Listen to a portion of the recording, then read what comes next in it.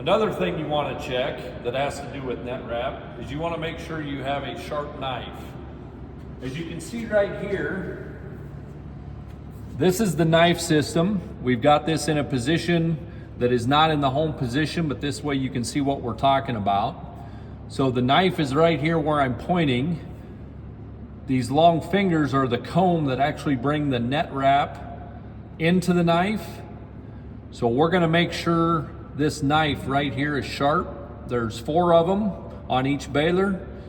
You will take these nuts loose and you will sharpen that up. You've got a couple options. You can either sharpen it with a carbide knife sharpener, or you can get a hold of your local dealer and they can do that for you. But a sharp knife is exceptional in making your Netwrap system work properly. So we talked earlier about how important a sharp knife was. Now we're going to show you. So this is a knife that came out of the Case 565 baler. One side is sharp, one side is not. So how we're going to test that is Bill's going to help me here. He's going to take a piece of Netwrap and we're going to show you what it is when it's a dull knife.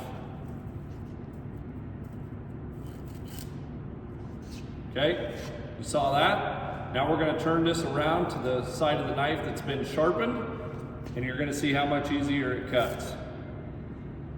That's why it's very important that you have a sharp knife to make your Netwrap system work properly.